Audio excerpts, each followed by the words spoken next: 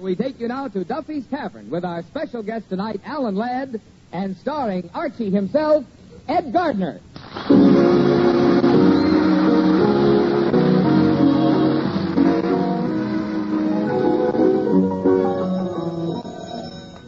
Hello, Duffy's Tavern. Where do you eat meat to eat? Archie the Manager speaking. Duffy ain't here. Oh, hello, Duffy. Hey, guess who's coming down here tonight? Alan Ladd. Alan Ladd. One of the guys that was in the picture with me. Duffy, you remember him. He's the one that Mrs. Duffy always says, I bet he don't put his bare feet on the kitchen table. Yeah, that's the guy. Well, look, I gotta go now, Duffy. I'm writing a movie for Alan Ladd. Yes, him and I, or rather he and me, we're thinking about producing it together. Now, don't laugh, Duffy. If this is a start, you don't know where I can go. Oh, you do? Well, when I get there, old man, hold the door open, will you? Mr. Archie. What is it, Eddie? You remember that man with the brown hair, slightly gray at the temples and parted in the middle? Oh, yeah, why? He left it here.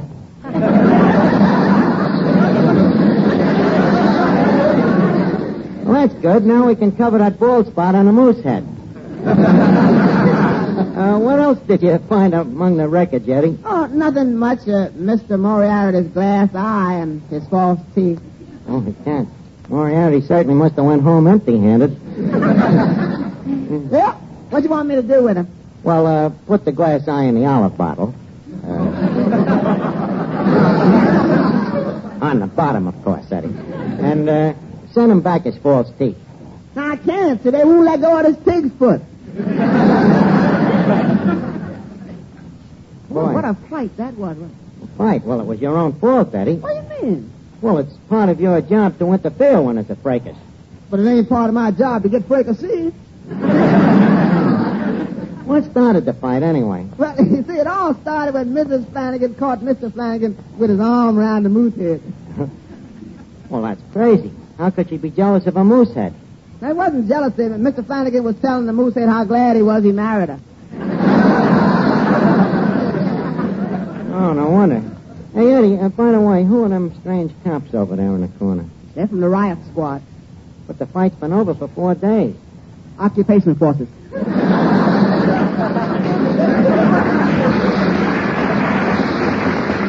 know, they might come in handy when you show that movie script of yours to Alan Ladd.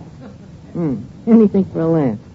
Eddie, it so happens that these papers just ain't a script. They represent a dream, a rainbow. And at the end of that rainbow, there's a pot. Hello, Finnegan. Greetings. Happy 1945. Finnegan, this is 1946. I know, Art, but I ain't got much of a future, so I like to live in the past. I'm going to change my attitude towards dames. Oh, you mean you're going to start taking them out? Well, I'm going to meet them halfway. I'm going to let them take me out. Well, I'm glad to hear that, Finnegan. Any special dame you got in mind? Oh, yeah. The dame I met in vocational school. Yeah. We was co-eds in the basket weaving class. Oh, that's so. What kind of a looking dame is she? Well, it's hard to tell, Art. You know, it gets pretty dark inside them baskets.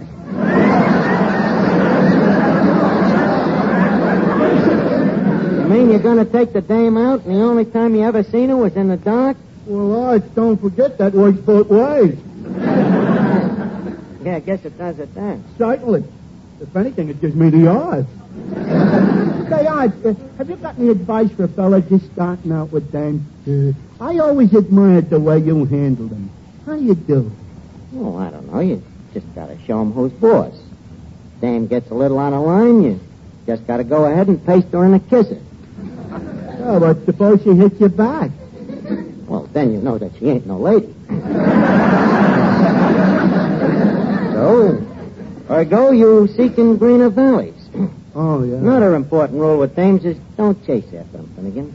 If a dame refuses you a date 10 or 12 times in a row, Forget about it for a day or so. Play hard to get, huh? Yeah. Another thing, remember, they never mean what they say. When a dame tells you maybe, she means yes. When she tells you no, she means maybe. What does she mean when she tells me yes? Well, if that situation ever arises, just send for your old Uncle Archie. Sounds too complicated, Arch. I think I'll forget my resolution and get me a dog. A dog? Yeah. What are you going to do with a dog? Can you take a dog out dancing? Well, no. Will a dog sit and hold hands with you in the movies? No, but there's other things that mean something to me, too, Arch. What? Can a dame scratch the back of her head with her hind legs?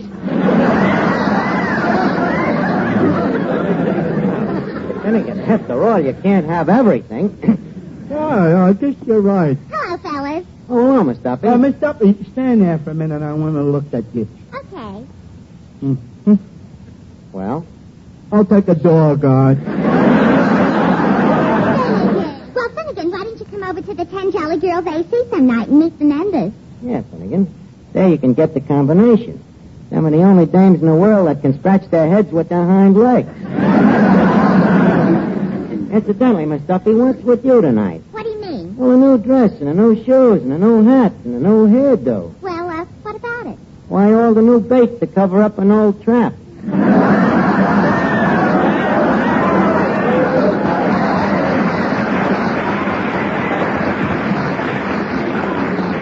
Well, I heard that Alan Ladd was coming down here tonight. Alan Ladd, don't make me laugh. He wouldn't spit at you with a 10-foot pole.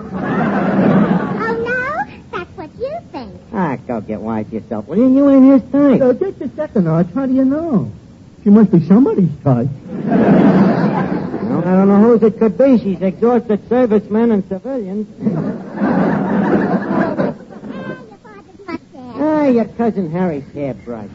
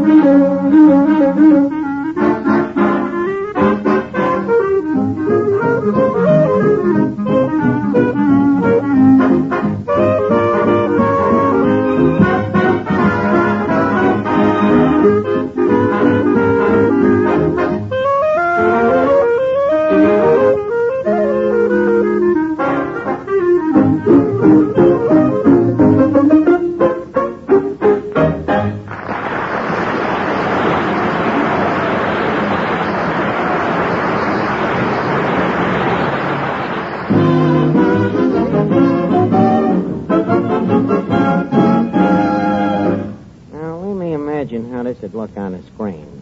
The camera pans up to the dolly. She smiles sweetly. Mr. Archie, What is it, Eddie? a man just hit the pinball machine. You mean a guy won? Startling, ain't it? Yeah. And he wants his money. But, Eddie, the guy must have gypped. Any guy that can win on that machine after I flatten the balls, put chewing gum on the plunger, and make one leg shorter than the other is a dirty crook.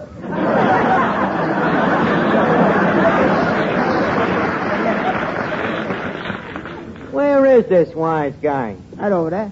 I'll tell him a thing. Oh, it's Alan Ladd.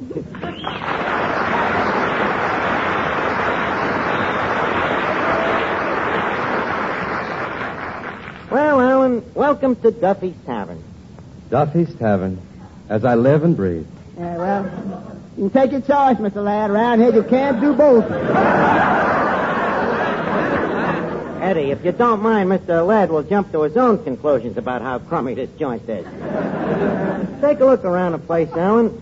Brings back memories of that picture we made, don't it? Certainly does. By the way, you're still with Paramount, ain't you? Yeah. Good for you. I ain't.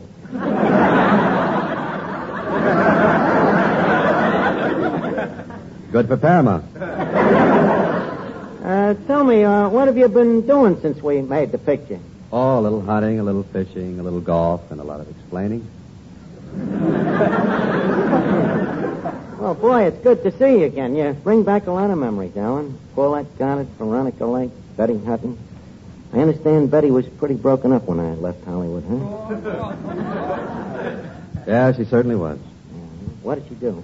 Well, she took the easy way out. She married a good-looking guy with $1 million. Well, hope she'll be happy. Nice kid. Boy, good old Hollywood. What beautiful dames. I remember how when I used to go to work in the morning, I'd pass by Betty Grable's house and kind of linger around. Yeah, how long were you in the hospital that time Harry hit you with his trumpet? He didn't hit me with the trumpet. What laid me up was falling out of the tree.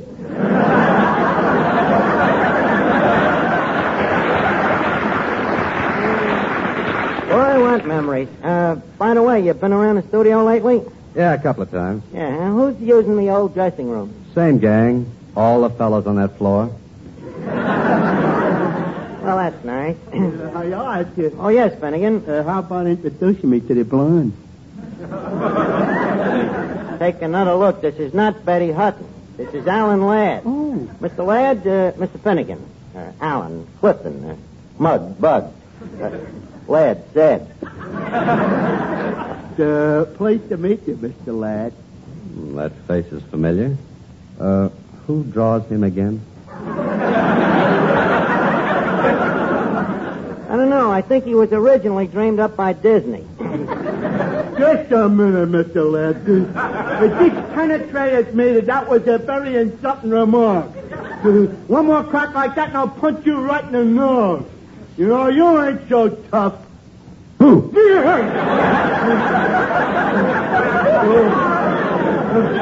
Hey, Archie, he is pretty tough at that, ain't he? You better get out of here before he blows your brains out. Archie, are you kidding?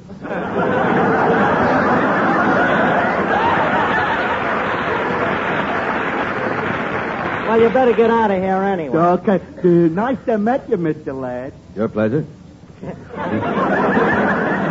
Now, look, Alan, leave us get down to business. You see, I'm thinking of making another picture. You know what happened to me in that last one, don't you? I know what should have happened. Yeah, the way they miscast me in that picture, making me a clown. Me, a natural romantic type, if I ever seen one. Do you know that I didn't even get the girl at the end of the picture? Why, it's unbelievable. It was horrible.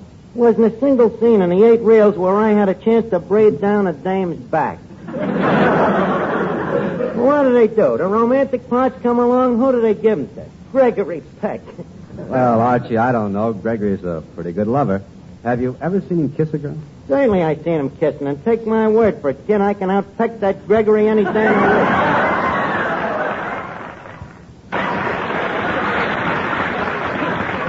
And with me tongue tied behind me back. Now, in this picture I got in mind for us. I say, ought to, yeah. Here it comes. Miss Duffy, this is Alan Ladd. Well, how do you do? Hubba. Watch your step, Alan. When this dame says hubba, what she's thinking of is hubby. Oh, be quiet, Archie. You know, Mr. Ladd, when I told my mother you were going to be here tonight, she told me to be careful. Oh, my dear young lady, I assure you nothing is going to happen. Well, she told me to be careful, but she can't order you around. So, I'll come right to the point, Mr. Ladd. How would you like to take me out? Oh, but Miss Duffy, how about my wife? Oh, let her get her own date.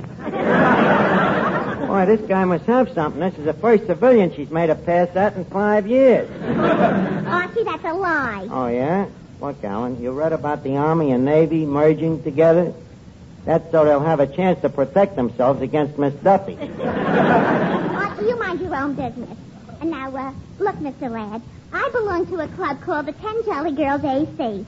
And I promised him I'd give him a report on how you manhandle girls.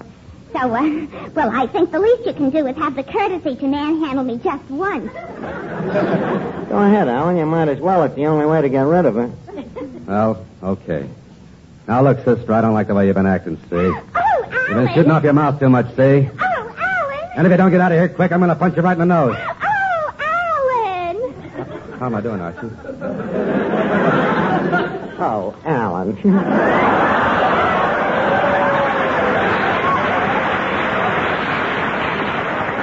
Now, look, Miss Duffy, please. Back to the fleet. Go on.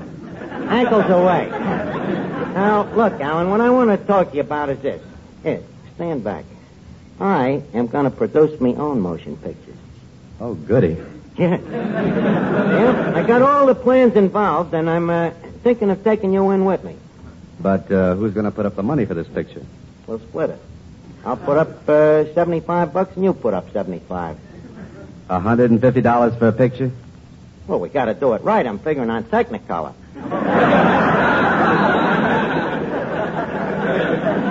Technicolor.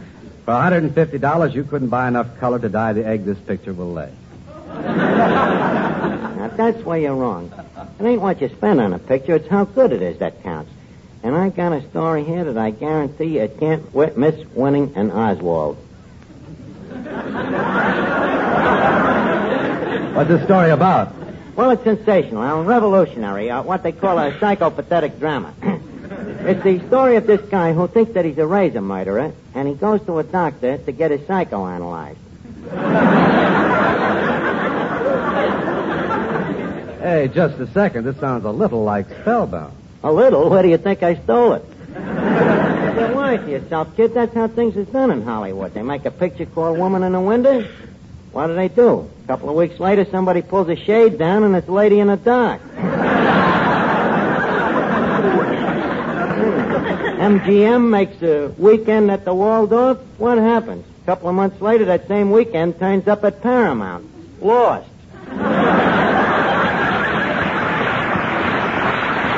So don't worry about where it comes from. All you got to worry about is that we make a lot of dough, and there's great parts in it for both of us. Oh. Well, what's my part like? Well, you're the murderer, and I'm the doctor, see? So the first scene opens, I'm sitting in the office making love to this beautiful nurse. All of a sudden, the door opens, and these 6 tough guys come in. So I beat them up. Well, it turns out they were spies. So in the next scene, I'm down in Washington, getting a medal pinned on me, see? When all of a sudden... Hey, wait a minute. Where do I come in? Where is he? We ain't even started, and already he's trying to hog the picture. Look, here's a copy of the script. Come on over in the corner, and we'll look it over.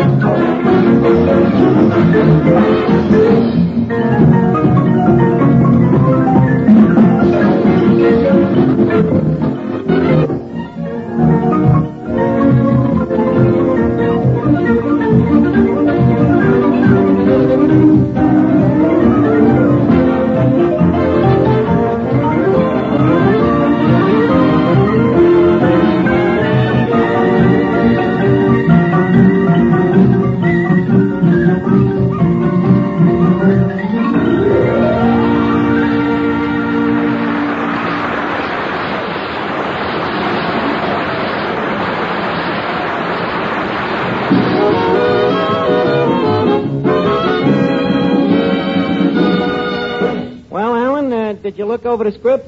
It certainly does. Well, then leave us talk business. What will I have to give you to leave Paramount? Chloroform? I know what you're thinking, Alan, but it's a funny thing about my script. You can't tell how bad they are by just reading them. You gotta hear them played. That I can believe. Yeah. So look, why don't we run through it just once? Maestro, some abnormal music, please. Take the introduction, Mr. Miller.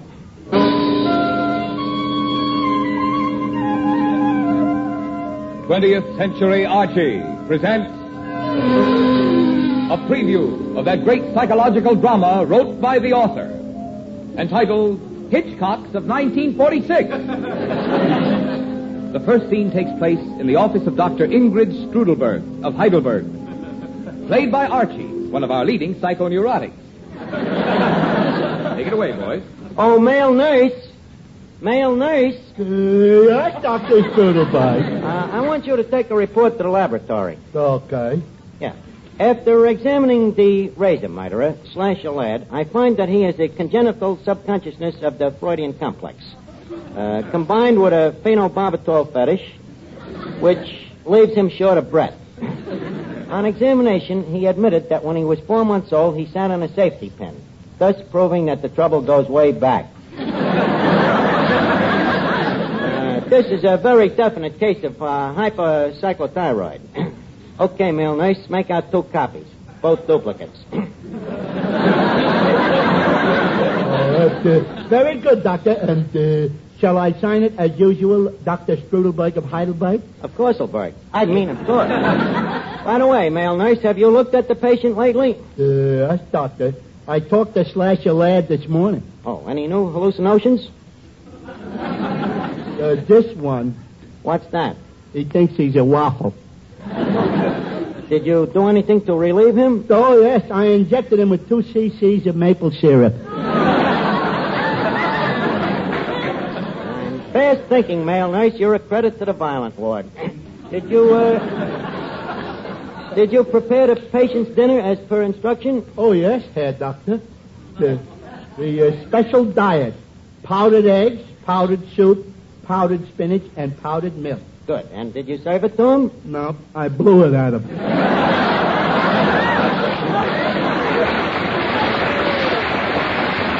That's too bad. That's the only mistake you've made so far, nurse. You should have shot it into him extravenously.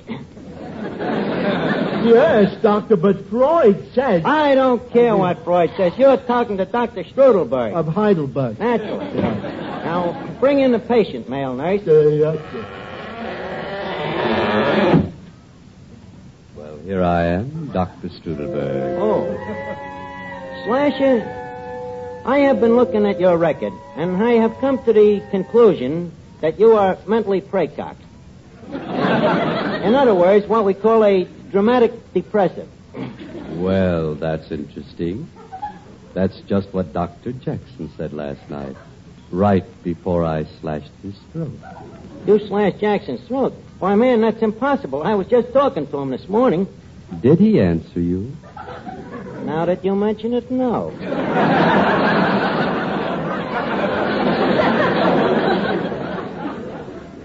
Get the idea? Slasher, pull up at Chaise Lounge. Are you comfy, son? Comfy, Doc. Okay, now start talking. Say whatever comes into your mind. This picture stinks. Please, read what's wrote on the paper. Okay. Now, tell me something about yourself when you was a boy. Did you have any criminal tendencies? Well, one summer I took a little playmate of mine down to the lake and held him in the water up to his knees. Up to his knees? That wasn't criminal. Head down? Leave me make a note. Water phobia and subconscious thyroid of the H2O. Anything else? Come on, son, speak up. Oh, what's the use, Doctor? I'm afraid I have no faith in mental... Oh, I can't do this, Archie. Go ahead. I have no faith in mental therapeutics. No faith in mental therapeutics, son? Are you calling...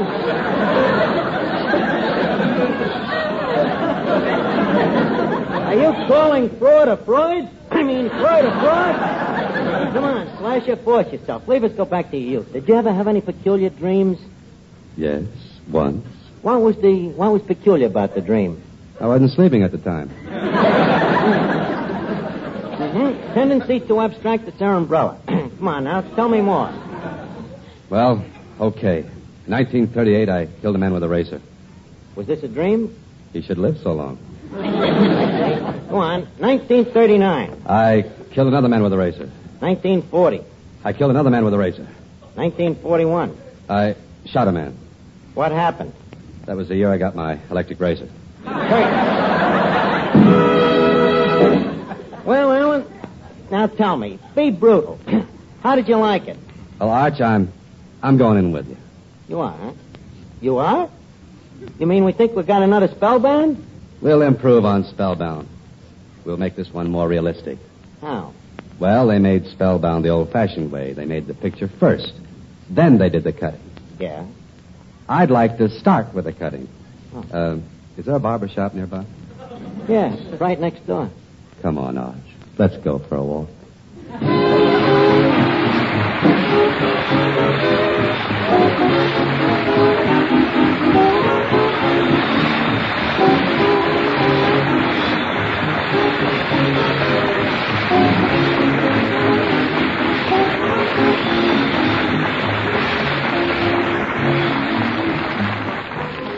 And now, ladies and gentlemen, it's time to leave Duffy's Tavern for this evening, but let's meet here again at the same time next Friday night.